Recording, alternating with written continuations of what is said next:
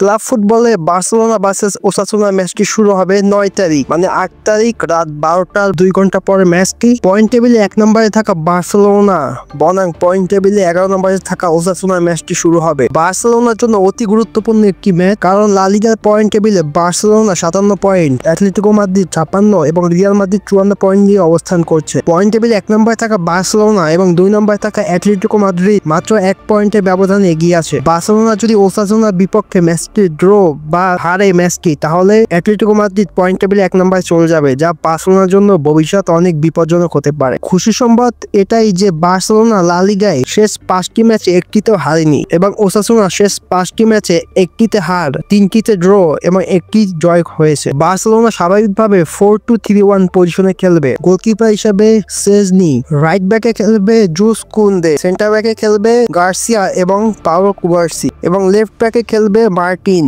Midfielder হিসেবে বরাবরের মতো কানসাদো এবং জাবি খেলবে। পেদ্রিকে এই ম্যাচটিতে বিশ্রাম দেওয়া হবে এবং 65 মিনিটের পর পেদ্রিকে নামাবে। রাইট উইংয়ে বরাবরের মতো লামিন ইয়ামাল এবং সেন্টার অ্যাটাকিং মিডফিল্ডে দানি অলমো খেলবেন। লেফট উইংয়ে রাফিনিয়া এবং সেন্টার ফরওয়ার্ডে বরাবরের মতো রবার্ট লেভানডস্কি। বার্সেলোনার তারকা ফুটবলার বালদে ইনজুরিগত সমস্যার কারণে সে এই ম্যাচটি মিস করবেন। দুর্ভাগ্যবশত লা লিগার ম্যাচ বাংলাদেশে কোনো টিভি চ্যানেলে টেলিকাস্ট করা হয় না। বরাবরের মতো আপনারা ফেসবুক থেকে দেখতে পারেন ম্যাচটি। 8 তারিখ রাত 12টার 2 ঘন্টা পর ফেসবুকে যদি আপনারা সার্চ মারেন বার্সেলোনা ভার্সেস ওসাসুনা, তাহলে ম্যাচগুলো বিভিন্ন পেজে লাইভ দেখতে পারবেন। এই হলো আজকের আপডেট। ভিডিওটি ভালো লাগলে চ্যানেলটি সাবস্ক্রাইব করে ভিডিওটি একটা লাইক করে দিবেন।